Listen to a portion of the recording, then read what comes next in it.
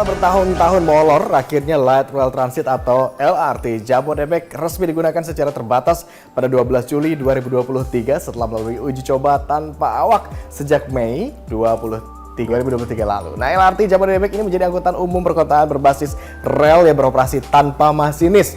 Hal itu dimungkinkan karena LRT Jabodebek beroperasi dengan sistem Communication Based Train Control atau CBTC dengan Grade of Automation Level 3. Nah, dua lintasan rel LRT Jabodebek ini membentang sepanjang 44 km dan terbagi dalam 3 rute layanan. Mana saja 3 lintasan tersebut kita kupas satu-satu kalau gitu ya. Yang pertama, ini ada line pertama dari kawasan Cawang Cibubur. Rel dengan komponen buatan dalam negeri sebesar 70% ini akan membentang sepanjang 14,89 km yang kemudian akan terhubung langsung dengan line yang menuju Duku Atas. Line ini juga diperkenalkan dengan Cibubur Line.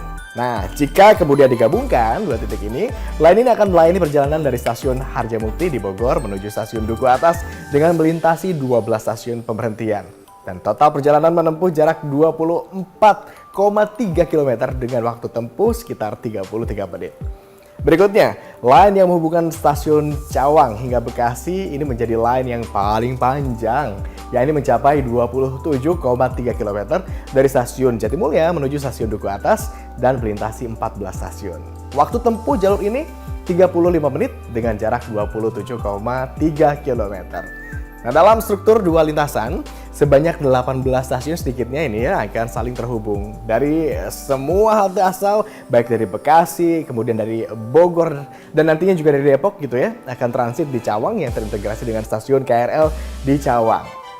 Dan dari semua stasiun asal tadi, perjalanan LRT Jabodebek ini akan berakhir di halte integrasi di kawasan Duku Atas yang tepatnya berada di wilayah Setiabudi, Jakarta Selatan. Kereta tanpa masinis ini pemirsa dapat menempuh perjalanan sejauh 80 km per jam. Nah, dengan kecepatan ini, LRT Jabodebek dipercaya mampu memangkas 1/3 waktu perjalanan masyarakat, khususnya untuk wilayah penyangga Bogor, Depok, dan Bekasi. Dan dalam satu rangkaian nih ya, pemirsa, rangkaian kereta atau transit akan terdiri dari 8 gerbong. Tiap-tiap gerbong memiliki daya angkut hingga 180 orang penumpang.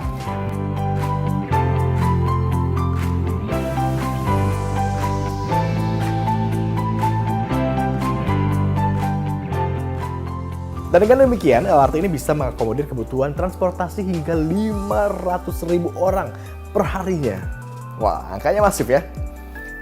Sebagai proyek strategis nasional, pemirsa, kandungan komponen dalam negeri konstruksi LRT Jabodebek ini mencapai 70%.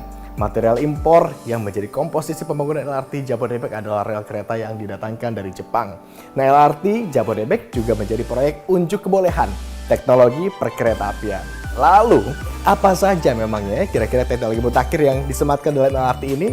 Kita simak bersama-sama. Nah, LRT ini mengadaptasi teknologi girder berbentuk U serupa sistra Perancis karena desainnya yang ramping dan dapat disesuaikan dengan ketersediaan ruang di Jakarta. Kemudian ada teknologi LRB atau Lead Core Rubber Bearing yang merupakan pengembangan dari elastometric bearing di mana fungsinya ialah untuk mengisolasi struktur jembatan dari pergerakan tanah akibat gempa. Berikutnya juga ada teknologi clamping device. Ini merupakan perangkat yang digunakan untuk menjaga posisi lateral rel, namun tetap membebaskan gerakan longitudinal yang terjadi. Ada juga teknologi moving block, di mana teknologi ini merupakan sistem persinyalan kereta terbaru dan pertama kali diterapkan pada LRT di Indonesia. Wah, keren ya. Sempat kita singgung juga di awal tadi tentang GOA atau Grade of Automation 3 Driverless. GOA yang diterapkan pada LRT Jabodebek ini merupakan kereta yang tidak menggunakan masinis atau driverless.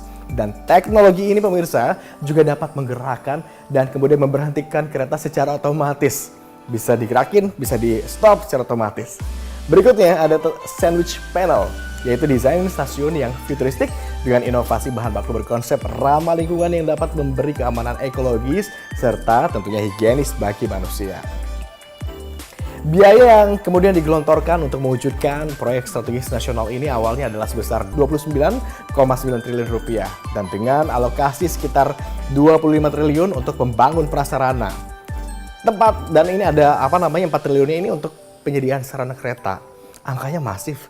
besar sekali, tapi kita bayangkan manfaat yang bisa kita terima dari pembangunan ini ya. Namun kemudian ini diperlukan penambahan dana sebesar 2,6 triliun rupiah, sehingga total dana yang dihabiskan adalah 32,5 triliun rupiah. Dari mana kemudian skema pendanaannya? Yakni melalui pemberian kepercayaan penugasan kepada PT Kereta Api Indonesia. Kita akan rangkum perjalanan mewujudkan proyek strategis pengadaan infrastruktur transportasi di ibu kota ini. Tahun 2015, tepatnya tanggal 9 September, Presiden Joko Widodo ini melakukan peletakan batu pertama atau groundbreaking di wilayah dekat stasiun TMI. Kemudian di tahun 2017, meski groundbreaking dilakukan sejak tahun 2015 ya, namun LRT belum memiliki landasan hukum. Hingga kemudian diterbitkanlah Perpres nomor 49 tahun 2017, tepatnya pada bulan Mei. Nah, tahun 2018, tepatnya bulan Agustus, pembangunan fase pertama ditargetkan selesai karena Indonesia akan menjadi tuan rumah perhelatan Asian Games. Sayangnya nih, saat ini Asian Games 2018 berlangsung, konstruksi LRT baru mencapai 45%. Masih jauh dari kata rampung. Hal ini dipicu salah satu masalah klasik, yaitu pembebasan lahan. Memasuki tahun 2020, konstruksi baru selesai hingga 67,3%. Kemudian armada kereta baru dapat diuji coba pada bulan Oktober dan memasuki bulan November, Menteri Perhubungan Budi Karya Sumadi ini kemudian melakukan peninjauan sekaligus mengikuti uji coba persinyalan untuk pertama kalinya. Memasuki tahun ke-6 pembangunan, fokus utama proyek LRT Jabodebek adalah penyelesaian sistem persinyalan, di mana PT Line Industri merupakan salah satu subkontraktor yang harus merampungkan pekerjaan rumah agar LRT dapat beroperasi tepat pada waktunya. Memasuki bulan Juli tahun 2022, pekerjaan ternyata belum rampung dan meleset lagi nih dari target yang ditetapkan. Namun Presiden beserta jajaran sempat mencoba melakukan perjalanan dari stasiun Harjamukti sampai stasiun Taman Mini Indonesia Indah. Tahun 2023, memasuki bulan Maret, pembangunan rata-rata telah mencapai lebih dari 90% dan hingga uji coba tanpa awak dilakukan pada rentan waktu Mei hingga awal Juli, belum ada laporan adanya kendala. Akhirnya nih ya, masyarakat Jakarta dan sekitarnya dapat menjajal LRT Jabodebek pada tanggal 12 Juli yang juga ditandai sebagai soft launching. Selama 1 bulan hingga tanggal 17 Agustus, masyarakat ini dapat menjajal LRT Jabodebek dengan tarif Rp1 saja. Gimana? Anda sudah siap untuk menjajal LRT? Saya sudah.